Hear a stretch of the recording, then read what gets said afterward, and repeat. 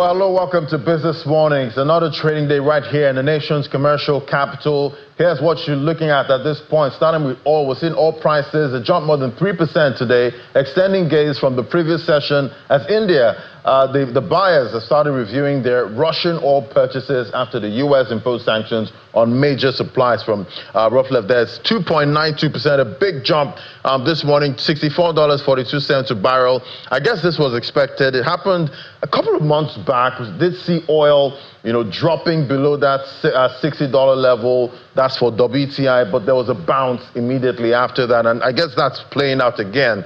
But we see WTI crude $58.50, not yet above $60, but up 2%.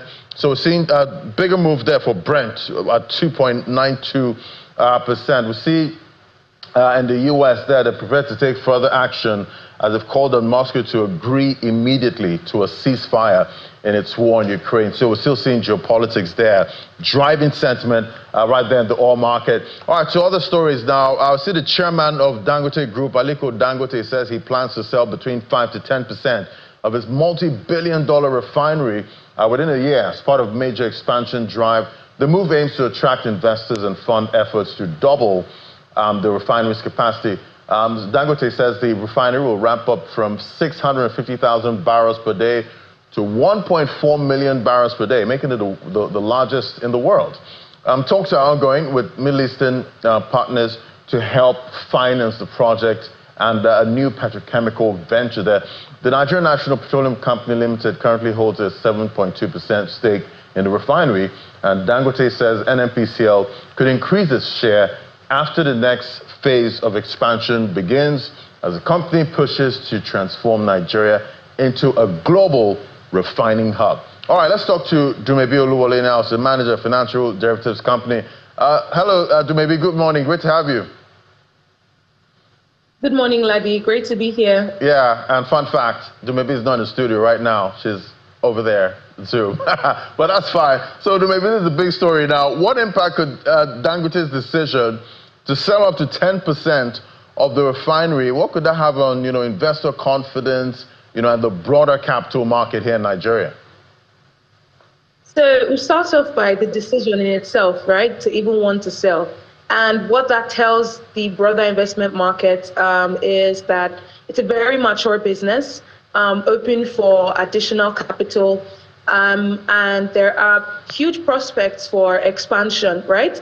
So Dangote wanting to do this, which is very much aligning with the model he has done with other companies within the Dangote group, like Dangote Sugar, Dangote Cement. What this just tells the investment climate or investor climate is that, number one, the business is now mature for further capital injection. Number two, there are huge prospects for expansion, and Dangote, of course, doesn't want to do this alone. Primarily, when businesses of this nature and size decide to actually, open up their business for additional capital, what this means is that in the coming years, there is huge potential for additional yield, additional revenue, and additional, I would say, profits, right, to come in, and investors will generally be happy. In terms of the capital market, what this just does is, number one, it gives huge prospects for the Nigerian Stock Exchange, meaning that there will be, possible increase in the market capitalization, additional institutional and retail investor appetite, towards the market. And within even the foreign investor climate, of course, emerging investors, would definitely be interested in putting more funds into the Nigerian Stock Exchange. So it definitely increases the appeal of the NGX, and we would likely see, institutional investors, retail investors increase their appetite towards the NGX, and especially for this particular stock. And a very good point was when Geregu was coming up on, the stock exchange. We saw a very huge, appetite. The stock market was, rebounding very quickly, and this would likely be a very good case with the Dangote refinery as well. Right, I can just imagine, what happens to the NGX market cap, once this happens. I guess it's on the road to 100 trillion.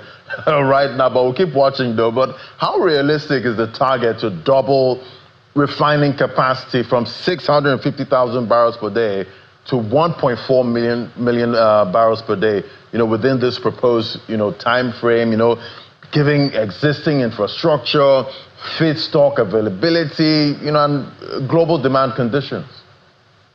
I mean, it is very ambitious, but then again, when you consider the fact that the move to actually do this is based off of huge capital injections, the prospect for it happening is very positive. And remember that this is not the case of a state-owned refinery, right? So a lot of the skepticism around expansion plans when it comes to the downstream petroleum sector, it's very easy to find all of that skepticism feeding into the Dangote refinery. And that's because all of the conversations we've had around this before has been primarily centered around, state-owned refineries and their capacity or ability to even expand their operations. So we see a lot of ambitious targets that are hardly ever met. So with Dangote right now, we've seen the Dangote refinery meet its refinery capacity. They're on their way to about 700,000 barrels per day, at least by the end of the year, going into the first half of 2026. So increasing the capacity to 1.4 million barrels per day, we do think that it's very achievable. Of course, it does mean that there has to be a lot more transparency around infrastructure, around access to crude oil. And I think that's where conversations around where the NNPC comes in. Are they going to be providing Dangote refinery the crude oil that they need in ample supply, or is supply going to generally be net imported? And if that is the case, what does that now end up meaning for the domestic commodities market, like for petrol, for diesel, and even for kerosene? I think that's where a lot more of the conversations will be in the coming months, especially if they have to import to increase their capacity. And what role might, Middle Eastern investors and the NNPCL's potential increased stake, play in shaping Nigeria's ambition to become a regional, refining hub? I think I would say it's a strategic move in that the partners are people that have huge experience, as a matter of fact, successful experiences with running oil and gas, transforming it, and the entire downstream petroleum sector value chain, right? So with Saudi Arabia, we've seen huge success stories with Saudi Aramco. In China, we're seeing huge success stories as well with their refining capacity. So partnering with such investors, I definitely think is a very good step in the right direction. It also definitely means that there is some level of expertise and technical expertise coming on board to ensure that the expansion plans for the refinery are hugely met or are largely met. And I think it also increases the appeal of the refinery to the broader, global investment climate, right? And I think that this is one of those things where we obviously would watch to see how it eventually plays out. But right now, in terms of signaling, investor confidence is definitely looking up.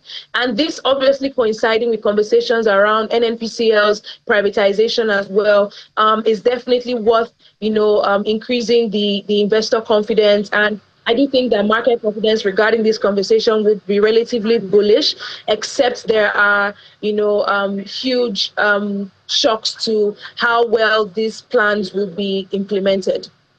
Right, I guess all eyes on the U.S. Fed now. Let's pivot to monetary policy. Next week, supposed to get another decision. We got the first cut, and it wasn't really the deepest cut, from just 25 basis points. What are you expecting for this next meeting?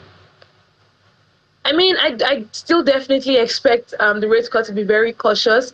We have seen inflation, at least the headline inflation rate, significantly decline, 18.02%, I think, as of September. But the truth is, we do think that commodity price pressures are still very much potent. People are still kind of reeling from that, and there are still shocks to petrol prices that the federal government or even the CBN would definitely want to consider, right? So I think that the Monetary Policy Committee will be rather cautious. Rate cuts will still largely be around 25 25 to 75 basis points. Anything over that definitely would signal positive, it will be a positive signal to the market, especially because of what it means for access to capital and access to credit for small-scale enterprises that have definitely been crowded out from accessing credit from commercial banks. So I do think that it is definitely going to be a cautious move. I think that the central bank or the MPC is going to cut rates again because of the steady decline in inflation and prospects for that heading into the end of the year. But I also think it's going to be cautious. All right, thank you so much. Dumevi Oluwole is the manager at Financial Derivatives Company. All eyes on the U.S. Fed next week. Thank you so much. Thank you for having me. All right, to other stories now. The Securities and Exchange Commission said the global shift towards sustainable finance is transforming how investors make decisions and manage risk. Speaking at the 2025 annual conference of the Chartered Institute of Stockbrokers in Abuja, the SEC Director General, Dr. Momotimi Agama, said Nigeria's capital market must adapt to stay relevant and competitive. Dr. Agama said the SEC is aligning with global standards through initiatives like the Green Bond Program and the International Sustainability Standards Board framework to support Nigeria's transition to a low carbon economy. He urged stockbrokers to promote responsible investment and ESG-driven products, adding that the capital market must power Nigeria's trillion-dollar economy ambition by financing infrastructure, MSMEs, and green enterprises. All right, let's get a check on how your money performed yesterday. We see the local bourse extended its bullish run for the 6th consecutive session. It's bargain hunting in Dangote Cement, MTN Nigeria, Aradol. That drove the all-share index higher by 1.5% to 153,000 points. It's on price discovery at this point. Consequently, the month-to-date and year-to-date returns settled higher at 7.7% and 49.4%. Just a few more points to get to 50%. That's for year-to-date performance. Total volume traded rose by 6.8% to 589.49 million units, valued at 24.01 billion naira, and exchange hands in 28,485 deals there. So looking at volume, that was about 584.48 million, valued 24.01 billion naira, while GTCO was the most traded stock by value. That was for the trade yesterday. Definitely, investors were looking out for what plays out today. But analysts expect this positive sentiment will continue. We'll see if profit taking, comes in at some point. All right, let's look at some earnings. It's earnings season, and definitely we know a couple of companies now reporting their earnings right now. Guinness Nigeria PLC posted impressive results for its extended 15-month financial period, underscoring a strong recovery in earnings and operational efficiency. The brewer reported earnings per share about 4.60 Naira in Q3 2025, up sharply from 1.19 Naira in the same quarter last year, bringing total EPS for the 15-month period to 12 Naira. The robust performance was underpinned by solid revenue growth, improved profit margins, and reduced finance costs, reflecting gains from a more stable business and economic environment. So that's a snapshot right there. This is for Nigerian brewers, actually. But we'll get a check now on what played out for. That's for Nigerian breweries. Then we'll check Guinness. We'll get more. That's okay. That's it for Guinness. Their revenue, that was up 71.5%. Gross profit, 103.53 billion, up 53%. Pre-tax profit, that's for 9 months 2025 unaudited results. So we're getting the ones now for the brewers at this point. But more results are pouring in, and sure, investors will be looking out to see if these meet expectations or not. But it's a picture, a fine picture. These results are painting right there this morning for Nigerian breweries and Guinness Nigeria. Well, to other stories now, the 2025 FITC Cybersecurity Conference officially commenced in Lagos, bringing together leading experts, policymakers, and technology innovators to address the escalating threat to Africa's digital ecosystem. Out at the 4 Points by Sheraton, Victoria Island, the conference themed Securing Tomorrow, Cyber Resilience, Intelligent Defense, and Architecture of Trust in a Borderless World aims to chart a path towards stronger cyber defenses and digital trust across the continent. Take a listen. Securing Nigeria's cyberspace is what the Financial Institutions Training Center, FITC, in collaboration with the Nigeria Interbank Settlement System, NIBS, is focusing in the 2025 edition of the Think Innovation Cybersecurity Conference. They aim to tackle sophisticated fraud schemes in the financial services sector. And they've also invited agencies that are traditionally in charge of dealing with illegal financial flows. To respond effectively to that evolution, we have taken strategic steps at the FCC by embracing far-reaching measures, which includes the establishment of a Cyber Rapid Response Center that is equipped with technology-enabled tools and digital forensic capacities to promptly respond 24 hours a day, 7 days a week to cyber crimes and related infractions. The CBN, in recognition of the fact that the financial system is only as safe as the weakest link, has done some in-house restructuring. We have combined oversight of cybersecurity, data protection, and third-party risk management within a single supervisory structure to ensure consistency, proportionality, and full alignment with the bank's compliance architecture.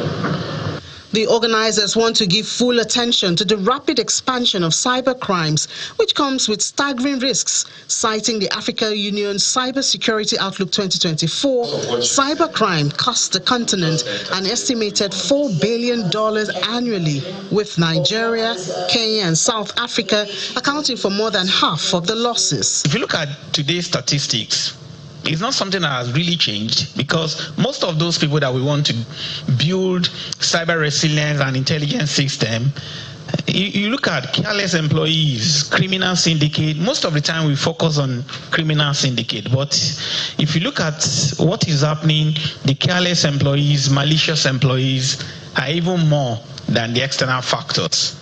So it's not about whether we want to do it. It's something that is a must. So at FITC, for us, innovation is not just a buzzword, right? It's something that, is at the heartbeat of what we do. It's all about us coming together. This year, especially when we're looking at securing tomorrow, looking at cyber resilience, is how we can spark conversations, right, with all the stakeholders on how to see the challenges and the opportunities that will help us come together to spark conversations and now break and go beyond the boundaries of the cyber security issues that we have in Nigeria presently. The conference recommends more collaboration to develop systemic cyber resilience on the continent. Of course, those who are online as well should join. And now to our next conversation. Nigeria's energy sector stands at a defining moment, balancing the urgent need for reliable power with a global push towards cleaner, sustainable sources. For over a decade, Nigeria Energy has been the leading platform connecting government, investors, and innovators in shaping that future. As the 2025 edition approaches, the spotlight is on collaboration, financing, and local innovation driving our energy transition. Joining me today is Mr. Ade Yesufu, who is Exhibition Director, Energy Portfolio for Middle East and Africa at Informa Markets, and the organizers of Nigeria Energy. Great to have you on the show, sir. Good morning. Oh, buddy. It's a pleasure to be joining you this morning. Thanks for having me. Fantastic. It's great to have you. So we see Nigeria Energy is, back for its 12th year now.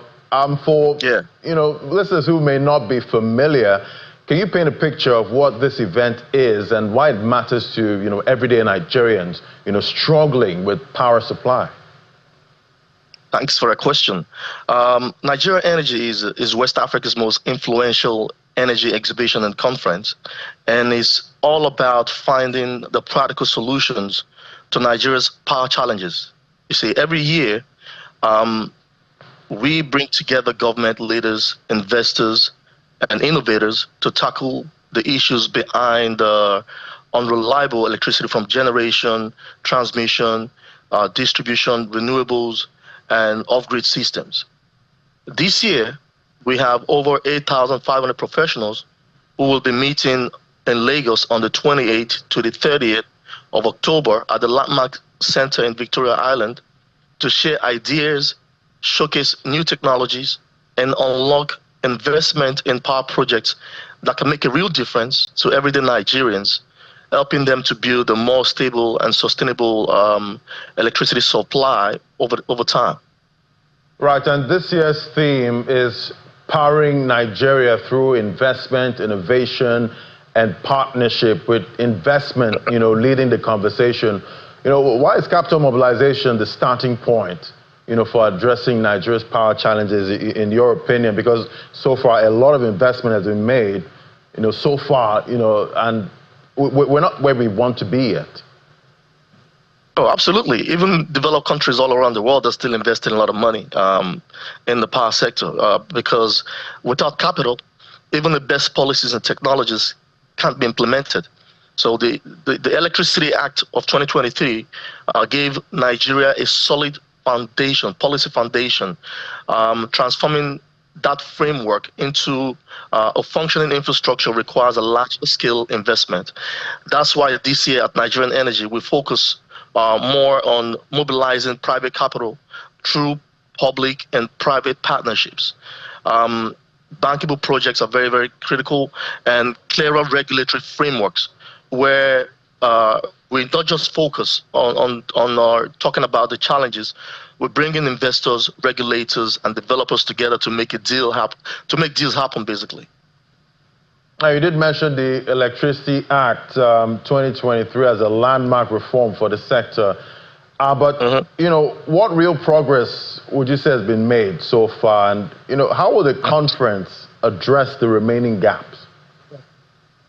Well, the Electricity Act has changed the game by allowing states to generate and regulate power locally.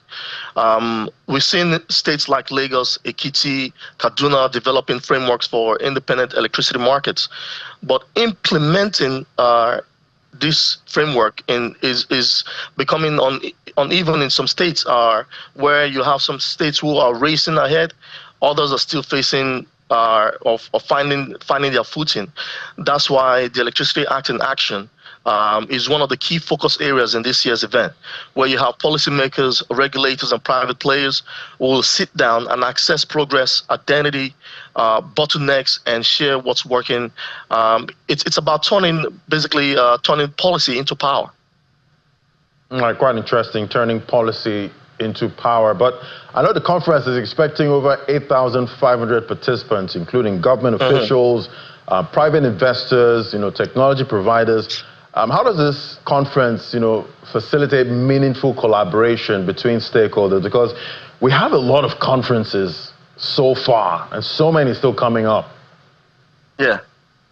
Well, look, Nigerian Energy, like you started with when you started this interview, it's been running for 12 years, and we've built Nigerian Energy as a platform where conversation leads to action. It's not a talk shop, and we've seen a lot of development in terms of local companies meeting with international manufacturers and growing their business locally.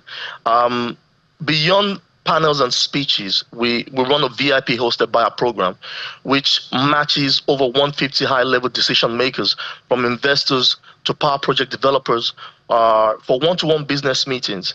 This structure really basically allows them to move discussions beyond theory. Government officials, or whether it's financiers or innovators, they engage directly on real projects. And that's how policies become partnerships, and partnerships become power plants. We're not doing just the PowerPoints. We are building tomorrow's power plants. That's what we want this conversation to lead into. And I see the conference will explore, emerging areas like, hydrogen, energy, and grid digitization. How do these, future-focused topics, how do they align with Nigeria's immediate power reliability challenges? Oh, great question. It's about building for tomorrow, and for today and for tomorrow. While hydrogen and grid digitalization might sound futuristic, they are part of a long-term strategy to improve reliability and efficiency. For example, we've had digital grids and can predict power system failures, which helps to reduce blackouts. Exploring hydrogen basically positions Nigeria to participate in the global clean energy economy, attracting new investments, because this is where funding is going into these days. It's clean energy. These innovations complement our immediate focus on decentralization and renewables. It ensures that the system we build today can sustain us for tomorrow. All right. You did mention the Electricity Act, enabling state-level power generation. You did mention Lagos and Ekiti states that are leading there. But what best practices are emerging so far, in your opinion? So we've seen a strong momentum from Lagos, which has established a state electricity market framework. And you have also from Kaduna and Ekiti states, which are advancing independent power projects. Their success stories show the importance of clean regulations and stakeholder engagement, as well as financial planning.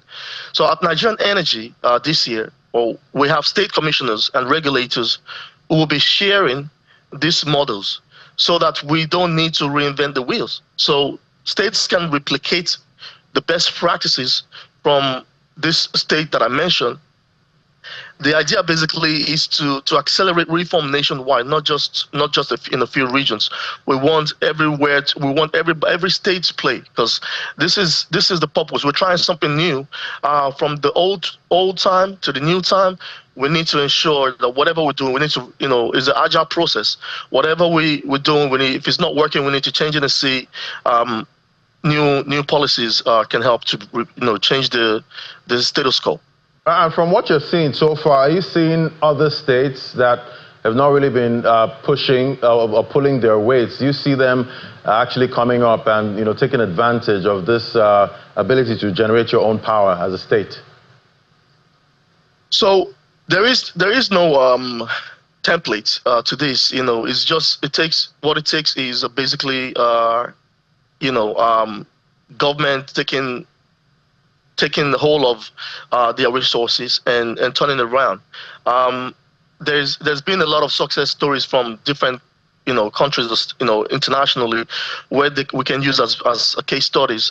I think most importantly, I think is a step in the right direction, because a lot of states are now looking to compete with each other, and that's what we need: competition. Competition in the sense that if a state is getting it right, others says they're going to be like, what are they doing right? We need to also jump on the train and develop our nation to be exciting for investors. Because all that matters right now is investor confidence. I guess competition is good on all levels at this point. Yeah. But what specific opportunities, does Nigeria Energy 2025 present for, local businesses, developers, entrepreneurs in the energy sector? So Nigeria Energy has been the place where Nigerian innovators meet with the world. Local businesses get an opportunity to pitch their projects to international investors, from distribution, from distribution partnerships, and they can showcase their homegrown technologies.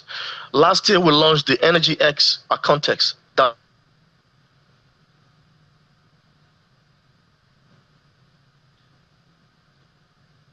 was a test which is for entrepreneurs, a live classroom. Through technical seminars, you can gain hands-on knowledge of the latest solutions. We've got many local exhibitors who started small. They've gone on to secure international contracts, and they've led solar projects across the country thanks to connections made at the Nigerian Energy. And what are you seeing going forward? We have the next one coming up. What are you seeing? That's for the next edition. Sorry, I'll ask you for a minute. Say that again? Yeah, we have the next edition coming up. You've had over 11. Yes. You've had 11 editions, so far. Talk to me about some concrete projects. Yes. You've seen, and what we can expect going forward. Oh, absolutely. That's a very good question. We've seen real results at the Nigerian Energy in the past 11 years that this event has been hosted. For instance, we've got local engineering firms that have partnered with global manufacturers. They met at Nigerian Energy, leading to contracts on renewable and gas to power projects. Some local solar developers who started as visitors are now building large-scale projects nationwide. So these success stories prove that the platform, provides value by connecting the right people together. Nigerian Energy accelerates progress across energy value chain. Now, what would you say is that one key outcome you'd like to see from this next edition that's coming up?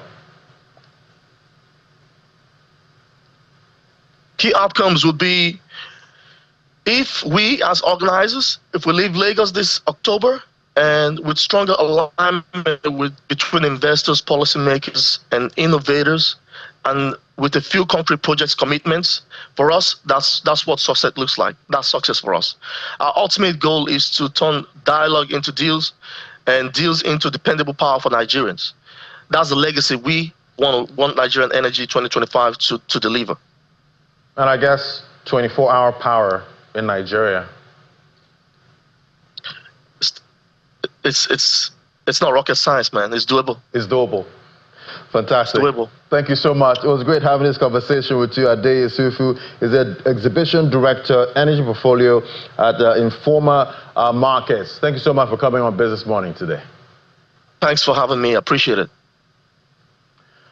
All right, we'll take a break now. When we come back, we check the state of manufacturing in Nigeria. We've had stable currency, inflation, also in that downward trend. Let's hear now from the manufacturer. That's in a moment. Just stay with us.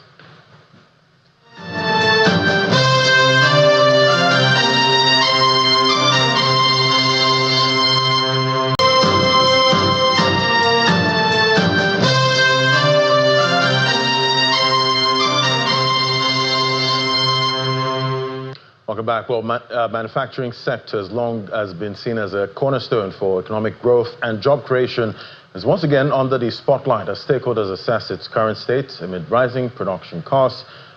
Foreign exchange, that's been quite stable, and though the infrastructure gaps are still there.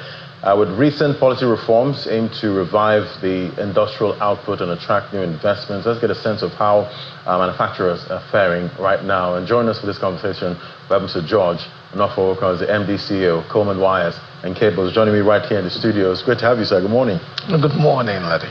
I believe the last time we spoke, we didn't have the last MPC meeting. Yes. I don't know if Naira was as stable as it is right now, the last time we spoke. But we'll get into all of that, even with inflation.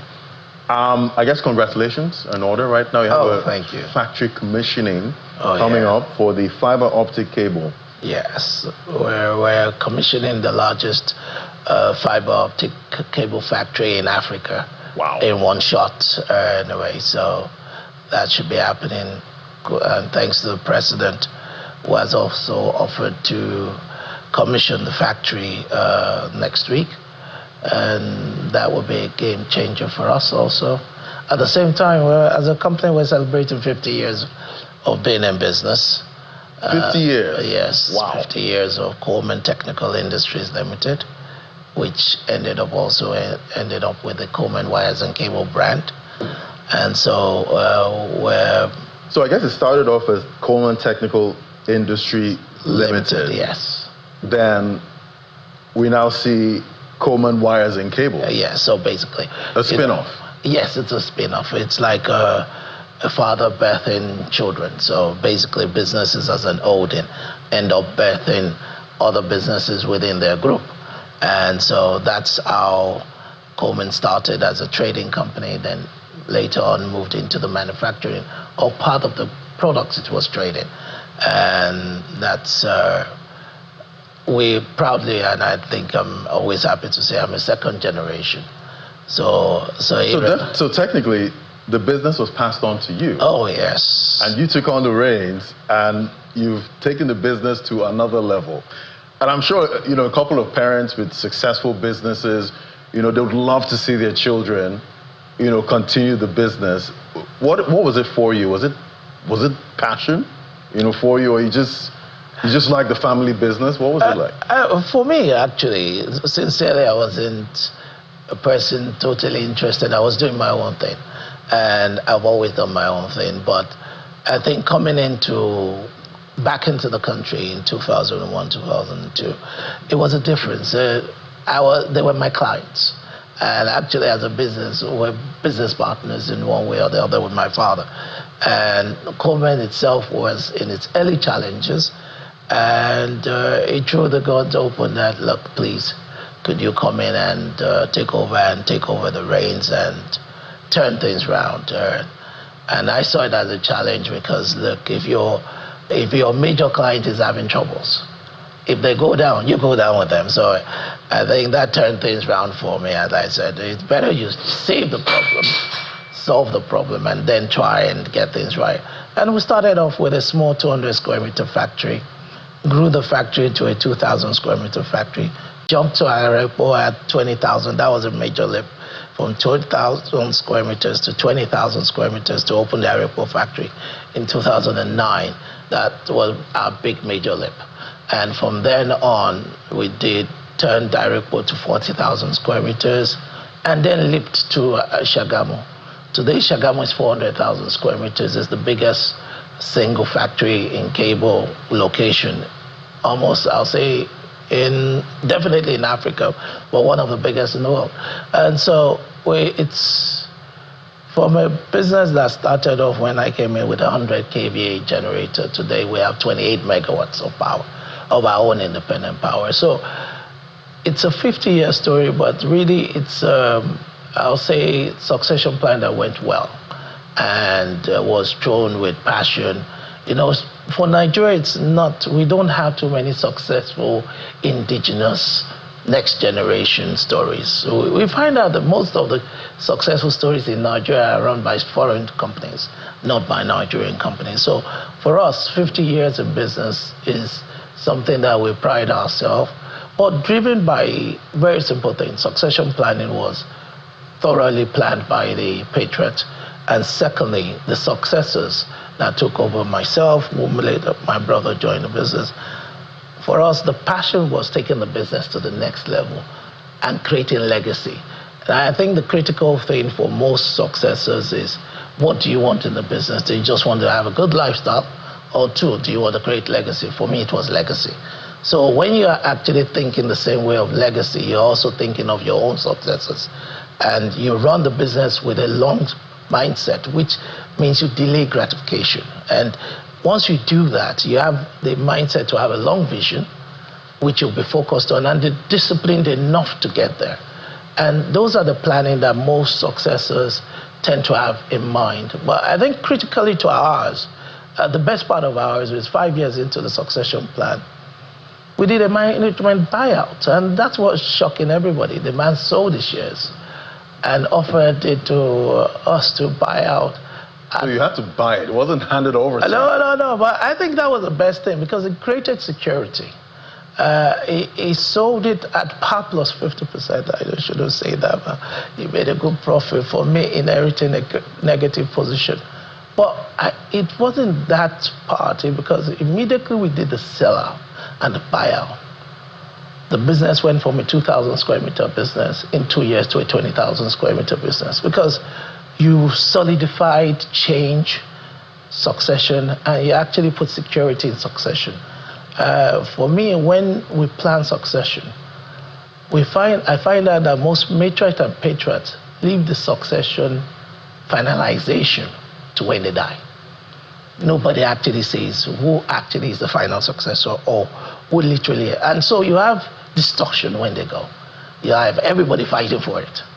So you plan it earlier. You plan it as early as possible. And the success story of Coleman really is because the patriot, the matriarch and the patriot in this case, Ashwa John Ofooko, literally planned his life on succession planning. And he told you all throughout his life, planned his children against succession planning.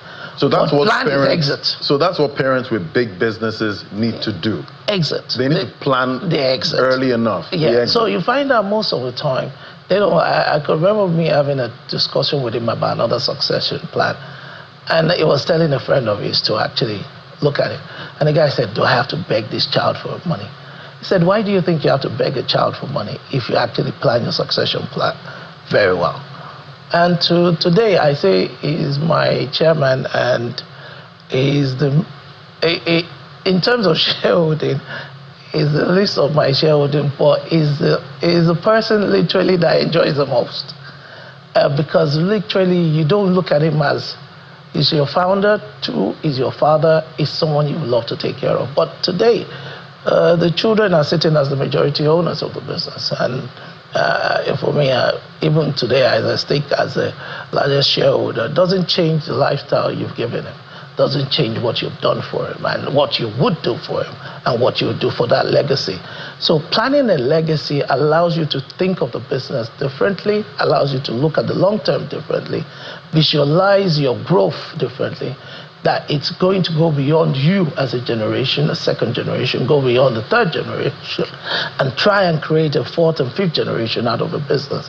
So the dynamics of creating structure or growth around creating a business that is 50 years or 100 years is only possible if succession planning is deliberate.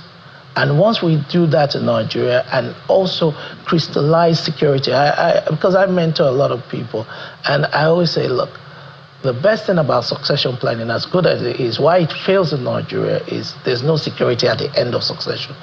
We know how to create successors. Don't get it wrong. Nigerians don't know how to bring children in, how to bring family in, how to bring even friends into succession planning. But the problem is they don't let go. So unfortunately, when you haven't let go of security, ownership, you tend to have, then what is exactly the successor's vision? It's still your vision. Now, if I look at... Even though you've taken the back seat. Yeah, so if I look at today, if I took over Coleman at 200 square meters, and today we're over 450,000 square meters, someone let go, and they allowed my vision to play, and they allowed the team to deliver, and basically the benefits is for everybody. And those are what we really need to actually look at when we're planning succession, growth. It's not driven by who's the oldest, who's the youngest, who's the male, who's the girl, female child. It's driven by who has the passion. You know, I use the word of Chief Cosmos. He said, who has the hunger? Yeah, hunger is good. Hunger. Make you wake up in the morning when you don't feel like... Yeah, we're in the G1, G2, 3 panel of SBS together, and I could hear the man say, it's about the hunger. And the hunger, really, what it meant was really the person with the biggest passion for whatever they're doing and who sees the future of that business beyond themselves. And that, to me, is what has created Coleman Technical Industries at 50, what has created us to be able to have built different aspects of our business, being first for high voltage, first for fiber optics in West Africa, marine cable, second in Africa. And today, we're one of the biggest cable companies in the continent by capacity. And in the continent, definitely by capacity, in the world by capacity. So it changes the game when you look at that. And it just shows that Nigeria too can sell a story like an Hilton, like a Guinness, and say we're 100 years of business, and this is an indigenously owned business. That's quite interesting. I did watch the story of the Guinness family. Very, very interesting one. You know, definitely. But you know, with all of this, we have some success stories. We have some that don't go so well. Correct. And definitely, we know the macros can play a part. In that. And the last time we had a chat, you did talk about the Naira. Yes. You are impressed. I told you, hold your Naira. Actually, by coincidence, I was at a function and someone saw me and said, oh, thank you. I saw you on channels and you said, hold your Naira. I held my Naira and smiling with my Naira. The reality was that, yes, we were in an unstable scenario last year, but there was definite signs of stability. The macro policies by the CBN were going the right direction. Were long, but they were going to play the right direction. Inflation was high. Now, today, look at it. Last month, 18.02%. We're all smiling. Now, what has happened to MPC? Yes, slow but steady. It's coming down. 25 basis points. 25 basis points is coming down. So, look, we're going to see that naturally. And to be sincere, today, the bank recapitalization as part of the strategy has started working. The banks are sitting on money they can't afford to keep in their hands. And I'll be sincere with you today, the interest rate from banks is lower than MPC rates. Because at the end of the day, they also have to have the loan to debt ratio balancing also. So they can't keep the money. The CBN will penalize them for keeping the money and not giving out loans. So they're all being forced to do work and harder work and create more business and more loan books so that we are actually So that means businesses are getting credit. Yes, so you have to look at it that, look, when you look at the direction of the macro policies, it was tough on everybody. You took out subsidy, you took out a lot of things. But what I keep telling people is that look at it from another perspective. Purchasing power of each individual. Naira appreciates to where we are in stability. We're at 1.9, things were bad. Salaries were moved to follow 1.9. Salaries were moved to follow 1,000 plus petrol. Today, we're at 1.5, petrol at 8.75, but salaries still remain the same. Yeah. So invariably, purchasing power for each individual has moved up a little bit more. The only side effect of this for the businesses that actually knocked on it is that you had last year, people were so afraid that things were still going to go up and up. Naira was still going to devalue more. So they took a position of, quite a lot of them took stock positions. So you have stock up. Now, if you looked at most people's balance sheet for last year, their stock levels was very high.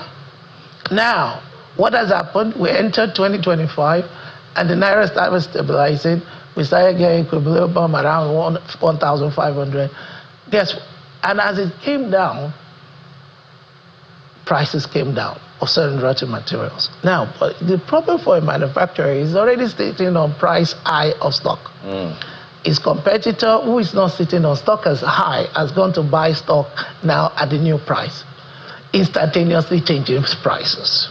So what happens to the guy with the higher stock level? Well, now has to move down his price, rebase his position, and he's actually having to counter. So what you're going to start seeing, if you look at some people's stock books that were high, if you look at their books today, you'll find that their cost of sales has gone up, their turnover might have slightly gone up, their profitability dropped drastically because the cost of sale was high at input when they bought high.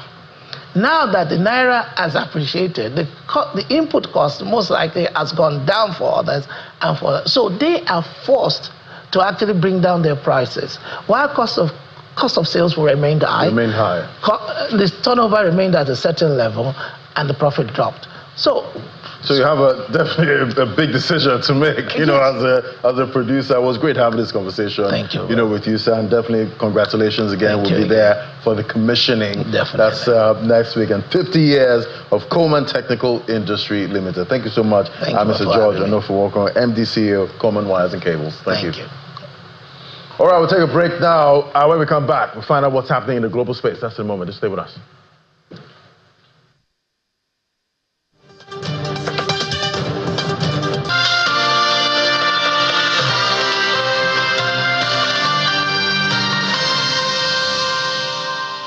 All right, we have Ini John McCall with the details now. What's playing out in the global space? Thank you, Laddie. Good morning, everyone. Well, let's just run through it. Laddie owes me some time. I'll pay him back.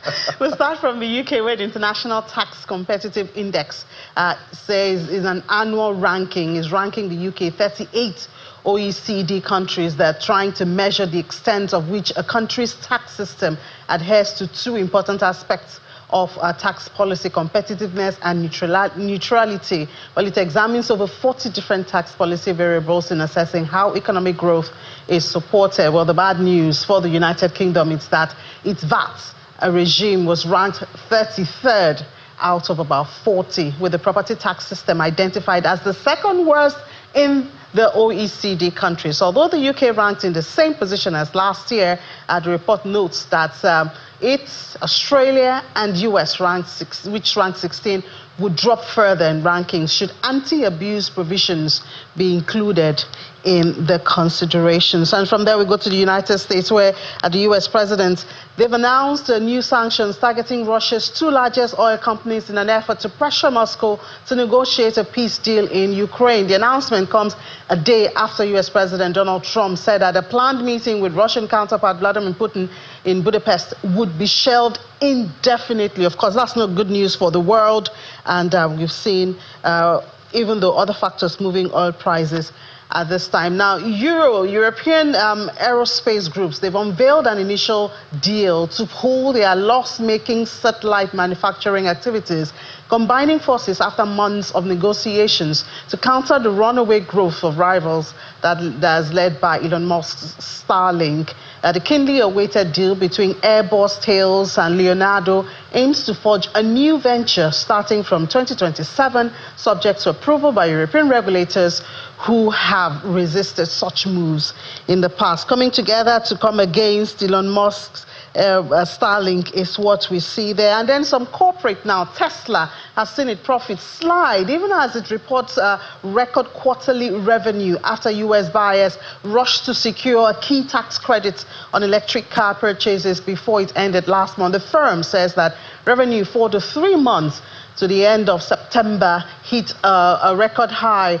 up about 12% compared to the same time last year. Another corporate is Nokia. The profit there has surged past estimate as AI cloud demand grows in the world globally. Nokia's OYJ's adjusted profits in its most recent quarter blew past analyst estimate, with growth driven by demand for artificial intelligence. Walmart also have, they are pausing their H-1B visas for job candidates. Of course, remember that President Trump has hiked fees on H-1B visas. So those are the trending stories from the global space.